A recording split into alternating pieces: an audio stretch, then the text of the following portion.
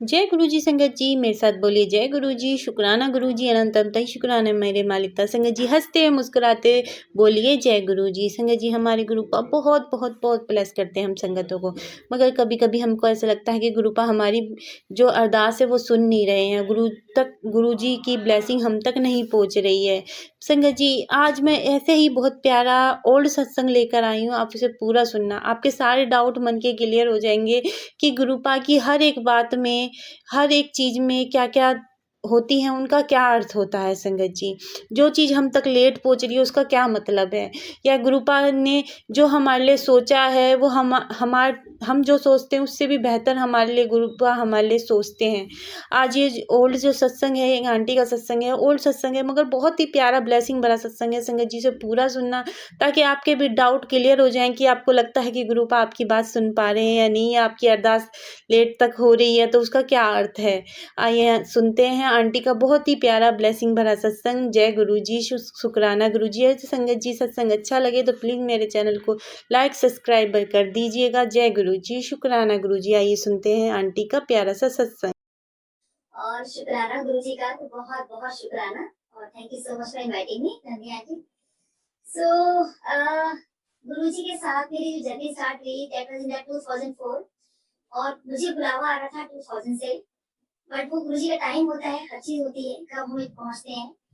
But काफी था मेरा कि मेरे को गुरु जी के पास जाना है, बहुत मन था मेरा क्योंकि पाल आंटी मुझे बताते थे गुरु जी के बारे में, बट मैं नहीं पहुंच पाई। सो शॉर्ट करके बताऊंगी मैं, तो इस सबने मेरा ही सुना हुआ है। तो कैसे मैं झगड़ा करके वहाँ पहुंची थी, मेरे हस्बैंड और मेरा बहुत झगड़ा हो गया था और मुझे बस ये था कि बस मैं कहाँ जाऊँ। सो उसी दिन मुझे पाल आंटी ने मुझे एड्रेस दिया था कि एम्पायर स्टेट का, तो देख लेना, तेरा मन करके चले जाना, बट जो ये गुरु जी है बहुत पावरफुल है। सो आई थॉट कि चलो ठीक है, मतलब गुरु जी बड़ा आपको भगवान भगवान करके मैं आपके दर पर ही आ रही हूँ, क्योंकि वो कहते हैं ना कि जब आप सब कुछ थक हार जाते हो तो सच में उस भगवान की आपको याद आती है कि कहाँ जाए। सो अपने दोनों छोटे बच्चों को लेकर, मेरी बेटी उस टाइम 4+ थी, बेटा 9+, और हम लोग जो थे मतलब मंदिर चले गए बसेस पकड़ते हुए। खैर एनीवे मैं जब वहाँ पहुंची मैं, सो जैसी मुझे कुछ आइडिया नहीं था एम्पायर स्टेट का, और जब मैंने वहाँ देखा तो एक गुरु जी का स्वरूप लगा था किचन के बाहर, मैंने इनको माथा टेका, थोड़े से लोग थे और वहीं से मैंने उनको प्रणाम किया। तो ऐसे मुझे लगा जैसे किसी ने कहा कि अकेले क्यों आई। सो मुझे लगा कि किसने कहा ये, फिर मैंने आसपास देखा कि अकेले नहीं आ सकते क्या यहाँ पर। तो मैंने कहा, फिर मैं बैठ गई वहां पर, क्योंकि गुरु जी ने 5 मिनट में मेरा बैठना मेरा मुश्किल कर दिया और बस यही आवाज आती थी कि अकेले क्यों आई है। तो खैर नहीं, मुझे लगा कि शायद वो मास्टर जी बताते हैं कि भाई टेलीपैथी के गुरु जी बातें करते हैं, तो शायद गुरु जी ने मतलब उस हिसाब से मुझसे बात कर रहे हैं। तो मैंने कहा गुरु जी आपको नहीं पता मुझसे उन्होंने इतनी लड़ाई की और मैं तो यहाँ पर आ गई, मुझे नहीं पता, मैं अब मेरा क्या करोगे, आई डोंट नो। तो लेकिन मुझे गुरु जी वहाँ बैठना मेरा मुश्किल हो गया, वो मतलब तो ऐसा कुछ लगा कि जैसे उनको बुला, मतलब हस्बैंड को। सो मैंने हस्बैंड को, मैं बाहर गई, मैंने उनको एड्रेस बताया, फोन किया। सो वो बहुत ऑब्वियसली गुस्से में थे मेरे से, और उनको सिर्फ ये लगा कि नहीं महरौली रोड में पता नहीं किस बाबा के चक्कर में फंस गई, रात के 8 बज रहे हैं, बीवी बच्चे मेरे घर, मतलब घर से मतलब निकले हुए हैं। क्योंकि मैंने उसे घर छोड़ दिया था, मुझे था कि मैं वापस नहीं जाऊंगी इनके पास, मेरी कोई गलती नहीं थी। सो खैर एनीवे, तो उसके बाद जब हस्बैंड आए, जब मैं एड्रेस पूछे, तो तब तक गुरुजी अपनी गद्दी पर अपने विराजमान हो गए थे। तो वो गुरुजी बैठे हुए हैं और गुरुजी का कमरा एम्पायर स्टेट में, उसके सामने आगे बैठी हुई थी। तो हस्बैंड जैसे ही आए और मुझे बड़े गुस्से से कहा चल उठ यहाँ से। सो उनको मैंने धीरे से कहा, मैंने कहा कि गुरुजी बैठे हुए हैं आराम से। सो बट बहुत गुस्से में थी और कहते चल उठ यहाँ से, and he was very loud actually, मैं तो बहुत आराम से बता रही हूँ। तो मैंने बस मन में यही प्रार्थना की, मतलब मुझे चाय आ जाए, क्योंकि चाय प्रसाद तो मुझे पता नहीं था बोलते हैं, मुझे चाय आ जाए क्योंकि चाय की बड़ी कमजोरी है। और वही हुआ कि गुरु जी ने हमसे जोड़ना था, तो वो चाय प्रसाद आ जाती है वहां पर, हस्बैंड चाय को देखते के साथ के सामने एकदम आ जाता है कि चाय लीजिए। तो चाय देखते साथ मेरे हस्बैंड बैठ गए, और फिर जब ये गुरु जी को देख रहे थे और गुरु जी इनफैक्ट एक दूसरे को देख रहे थे, स्टेयरिंग एट ईच अदर। सो इनको मैं गोलियां मारी थी, गुरु जी को ऐसे मत देखो, बट एनीवे तो बस गुरु जी को देख रहे थे बहुत, मतलब कि तो ये चीज उन्होंने मुझे बाद में बताई। और हुआ क्या कि संगत जैसे बीच में आई, तो शायद वो गुरु जी का उनका ध्यान थोड़ा टूटा होगा। तो जैसे हम लोग होता है कि चाय पीते पीते थोड़ा सा आइस क्लोज कर लेते, तो थोड़ा सा आइस बंद किए, और ये जो उन्होंने मुझे बाद में he told me later on, and he said कि रीना, मैं वहाँ क्या देखता हूँ कि वहाँ कोई एम्पायर स्टेट नहीं है, कोई संगत नहीं बैठी, कुछ नहीं बैठा हुआ वहाँ पे, और वहाँ से गुरुजी विराजमान है, और गुरुजी जो है वो बैठे हुए हैं इस यूनिवर्स के ऊपर, और उनके आसपास जितनी भी हमारी कहते हैं ना, जितनी भी लगा लो गैलेक्सी, जितनी भी आकाश गंगा, व्हाटएवर यू थिंक अबाउट, वो सारे गुरुजी के आसपास घूम रही हैं, और गुरुजी उसके पास विराजमान है। सो आप सोचिए कि मतलब मेरे हस्बैंड को डे वन गुरुजी ने इसे सिखा दिया, जबकि मेरे husband is a forensic expert, वो उन लोगों में से हैं जो बाल में से खाल निकालने वाले लोगों में से हैं, और साइंस स्टूडेंट होने के नाते वो किसी चीज में बिलीव नहीं करते, स्पेशली क्योंकि उन्होंने मुझे ये कहा था कि नीलम, मैं किसी भी इंसान के आगे माथा नहीं टेकूंगा, इसलिए उन्होंने 4 साल लगा दिए, वो नहीं आए थे, लेकिन गुरुजी ने जोड़ना था, वो लड़ाई हुई और मैं वहां पहुंच गई। तो उन्होंने क्योंकि शायद ही जुड़ नहीं पा रही थी, तो गुरुजी ने चलो अपना वो रूप दिखाया, डे वन को दिखाया कि he is the supreme of this universe. तो जैसे ही सबको जब मेरे हस्बैंड ने देखा, वहीं बैठे बैठे एम्पायर स्टेट में गुरुजी ने दिखाया उनको, और जब ये सब देखा तो हस्बैंड को एकदम से झटका सा लगा, उन्होंने कहा कि अरे लगता है ये तो कोई महापुरुष है, ये साधारण इंसान तो नहीं है, चलो मैं बैठ जाता हूँ। सो समहाउ गुरुजी ने को कूल डाउन कर दिया था। तो जब इनको मैंने देखा, मुझे तो पता नहीं था ये वाली बात, तो मैंने देखा कि हस्बैंड जो कूल डाउन हो गए, तो मैंने इनको धीरे से कहा, मैंने कहा, उन्होंने बोला था कि ना लंगर भी करना होता है, कहते ठीक है चलो कर लंगर भी कर लो। ये जब लंगर किया तो मैंने बोला, उन्होंने बोला था कि आज्ञा लेकर आनी होती है, तो फिर वो कहना कि बेटी को उन्होंने गोदी में उठाया, कहते मैं बाहर जा रहा हूँ, मैं आज्ञा ले लूंगा और तुम लोग आज्ञा लेकर आ जाओ। तो मैंने कहा चलो ठीक है। तो मैं अपनी लाइन में लगी थी, हम गुरुजी के पास गए। सो गुरुजी के पास जैसे ही मैंने माथा टेका, तो मैं बस यही सोच रही थी, आज मैंने गुरुजी से ये पूछना है कि गुरुजी मेरी क्या गलती थी लड़ाई में, मैंने ऐसे क्या कर दिया था। सो बस, लेकिन जैसे मैंने माथा टेका तो बस मुझे ये ध्यान आया कि हस्बैंड वाइफ की लड़ाई तो होती रहती है, सिस्टर इन लॉ की शादी नहीं हो रही, तो शादी का पूछ लेती हूँ, गुरुजी वो सिस्टर इन लॉ की शादी नहीं हो रही, आप शादी करा दो। तो गुरुजी ऐसे ही just smile at me, and वो कहते हैं कि मैंने ना बहुत सारी रिंग्स पहनी हुई थी, श्री पंडित ने बहुत सारी रिंग्स पहनाई हुई थी, तो गुरुजी कहते हैं कि पहले तो इसे उतार के आना, फिर ड्रेस करूंगा, अगले हफ्ते आना। सो अब गुरुजी ने सोची अगले हफ्ते आने के लिए भी कह दिया था, तो मैंने कहा ठीक है गुरुजी। और वही जैसे गुरुजी ने कहा था, मैंने घर आके पहला काम यही किया कि सारी रिंग्स उतार दी, क्योंकि संगत जी गुरुजी ने हमें कभी किसी भ्रम में नहीं डाला। और उसके बाद कि मुझे एक बार याद है कि एक बार मुझे जब मेरे को किसी ने कहा कि अरे आपने रिंग क्यों उतार दी है, रिंग उतारने से तो आपकी बहुत ज्यादा प्रॉब्लम बढ़ जाएगी।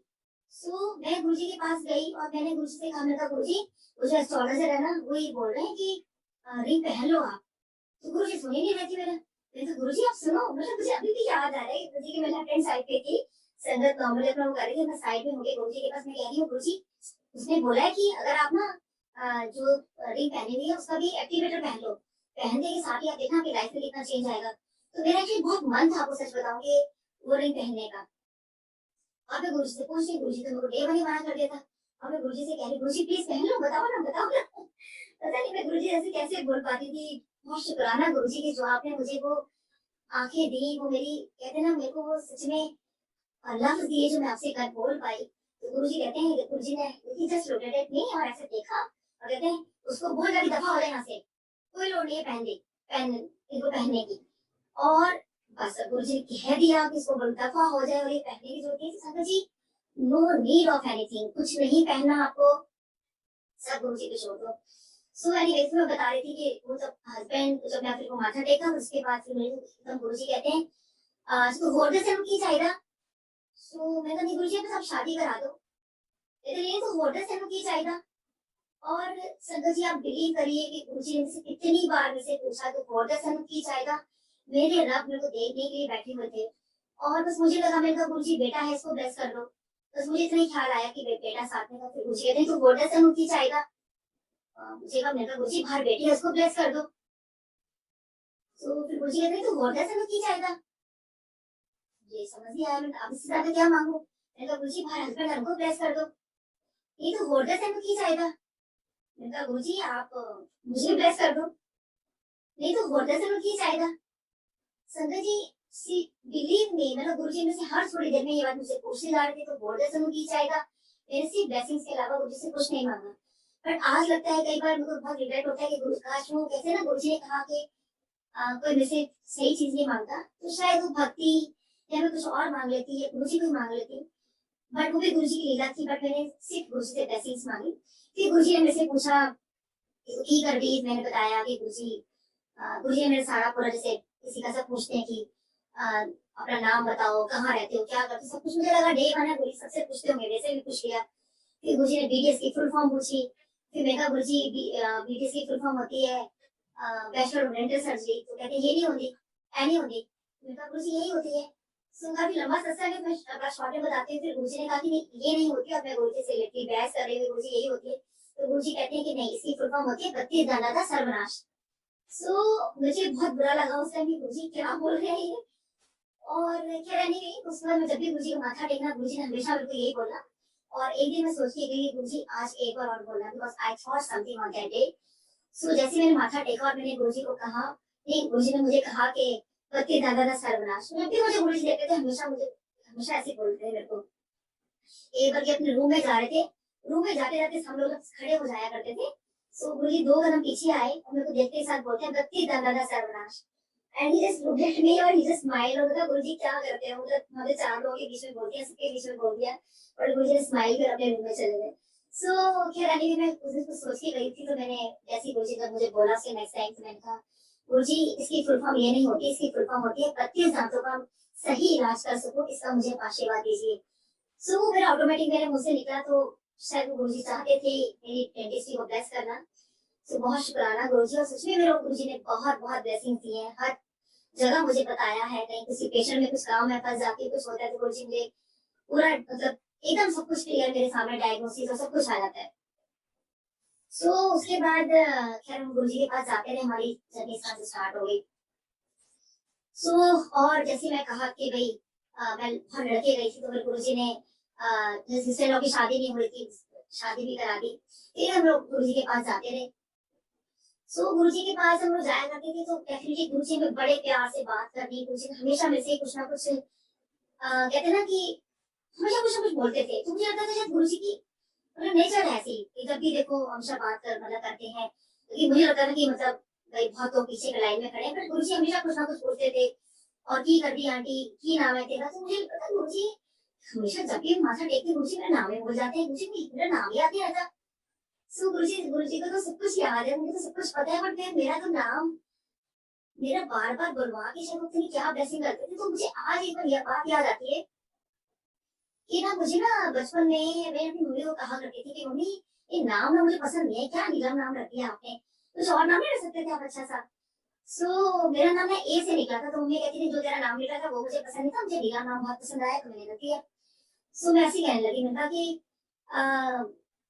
उस दिन मैं कुछ किसी का सत्संग सुन रही थी और मैं मन में सोची थी, मैं कहा गुरुजी आपने बड़े लोगों के नाम चेंज किए और मेरा नाम भी चेंज कर देते आप, तो देखो कैसे गुरुजी आंसर करते हैं और आपको सब कुछ याद दिलाते हैं। और मैं गुरुजी से कह रही हूँ गुरुजी लगता है ना आपकी ना नजर मेरे पर नहीं है अब। और ये अभी पेंडेमिक के टाइम में भी कुछ महीने हो गए इस बात को, और मेरे को मैं गुरुजी से ये बात बोले जा रही हूँ। मैंने कहा गुरुजी पता नहीं आपकी ना नजर मेरे पर नहीं है, लेकिन मैं आपको ना बार बार आते जाते बार बार देखूंगी, क्योंकि जब आप किसी को बार बार देखते तो बोलते हैं ना कि तो उसको देखना ही पड़ता है, तो आप मेरे को देखोगे पक्का। मैंने गुरुजी को मैं बार बार बोल रही हूँ, तो फिर मैंने सोचा कि चलो मोबाइल में तो डाटा बहुत इकट्ठा हो गया, मैं डिलीट कर देती हूँ। तो सोची कैसे रब आपको आंसर करते हैं। तो जब मैंने वो डाटा डिलीट करने लगी, तो मैंने सोचा कि देखो ये इसमें क्या है, कि कौन सा मतलब क्या है, किसी की रिकॉर्डिंग तो नहीं है, कुछ तो नहीं है। जैसे मैंने वो ऑन किया, तो उसके अंदर एक शब्द आ रहा था और उस शब्द का अर्थ बताया जा रहा था। और उस अर्थ में ये था कि एक बंदा बहुत अपने आप को, जैसे मैं भी बहुत बोल रही थी गुरुजी की लगता है कि मैं बहुत खराब इंसान हूँ, मैं बहुत अच्छी नहीं हूँ, इसलिए आपकी नजर मेरे पर नहीं है ना। देखिए वही शब्द कैसे परमात्मा आपको आंसर करते हैं। उसकी व्याख्या यही हो रही है कि वहां पे कोई जाता है, कोई भक्त जाता है, वो कहता है कि मैंने तो बहुत बुरे काम किए हुए हैं। सोचिए जो मैं बोल रही हूँ वही इस व्याख्या में, सोचिए कितने सालों पुरानी जब गुरबाणी लिखी होगी उसके पहले की बात है। मैं वो उनके गुरु का नाम भूल गई हूँ, उस टाइम की व्याख्या है ये। और वो ये सच्ची ट्रू स्टोरी है, ट्रू मतलब कथा है ये। वो कहते हैं कि मैं तो बहुत खराब इंसान हूँ। और तो कहते हैं कि जैसे वो भक्त थे ऐसे ही अपने आप को खराब मानिए। वो व्याख्या कर रहे हैं वहां पर कि अपने आप को ऐसे ही खराब मानिए, अपने आप को पापी बोलिए, अपने आप को सब कुछ बोलिए, क्योंकि जब आप अपने आप को खराब बोलोगे तो उस परमात्मा की नजर आप पे पड़ेगी, क्योंकि आप ऑनेस्ट हो। तो वो बंदा बहुत ऑनेस्ट होता है, देखो तो उन गुरु की नजर उसके ऊपर पड़ती है। और वो कहते हैं कि यहाँ पे कोई तो इसने सच आके बोला कि वो खराब इंसान है। और मैं भी ये बोल रही थी, तो मेरे को लगा कि ऐसे गुरुजी क्या कहना चाह रहे हैं इस बात, मतलब क्या मैसेज है मुझे इसके लिए।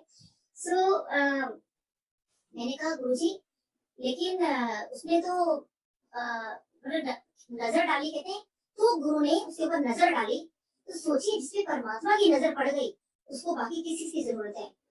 तो जब ये सब वो व्याख्या कर रहे थे तो मुझे लगा, मैंने कहा गुरुजी ने एक दिन ऐसे ही मेरे को जब मैं गुरुजी के माथा टेक रही थी, तो जैसे हमेशा मैं बोल रही थी गुरुजी मैं नाम भूल जाती हूँ, अब नाम भूल जाती थी, ये गुरुजी ने मुझे इंस्टेंस याद दिलाया कि मेरी नजर तो तेरे पे कब की पड़ी हुई है। सो मेरे को वो याद आया कि जब मैं एक दिन माथा टेक रही थी गुरुजी पे, सो मैं बोल रही थी, मैंने कहा गुरुजी फिर मेरा नाम पूछेंगे अभी, और हमेशा मेरा नाम भूल जाते हैं, तो गुरुजी हमसे कहते हैं बड़े आंखों से, मतलब जैसे वो आंखों को बड़ा बसे करके कह रहे थे, और नीलम आंटी। और संगत जी बिलीव मी, जैसे गुरुजी मेरा नाम लिया तो और नीलम आंटी, मेरे को तो संगत जी वो आज मेरा हैंगओवर मेरा आज भी है कि गुरुजी ने मेरा नाम लिया, अपने मुंह से नाम लिया। तो सोचिए मेरे को, जहां मैं गुरुजी कहती गुरुजी मेरा नाम आप चेंज करते, मेरा कुछ तो नाम देते, तो गुरुजी ने याद दिलाया तेरा नाम लिया तो था मैंने, तो तेरा नाम नीलम ही नाम है, और तेरा नाम नीलम आंटी मैंने बोला था, तो तेरा नाम नीलम ही रहेगा। और मेरे गुरुजी ने तो मेरे पे एक बार क्या, कितनी बार उस टाइम फिजिकल फॉर्म में नजर डाल दी, तो मैं किस बात से रोना करती हूँ। सो कैसे गुरुजी आपको हर चीज याद दिलाते हैं कि वो शब्द मैंने कभी सुना नहीं था उससे पहले, तो मैं डिलीट करने लगी थी। आई जस्ट थॉट कि भाई कहीं मेरी बड़े मंदिर की रिकॉर्डिंग है, वो तो नहीं है कि वो सेम रिकॉर्डिंग थी एक्चुअली, बड़े मंदिर वाली और ये वाली रिकॉर्डिंग। सो वो सब देखने के लिए मैं चेक किया, तो अब देखो कैसे वहां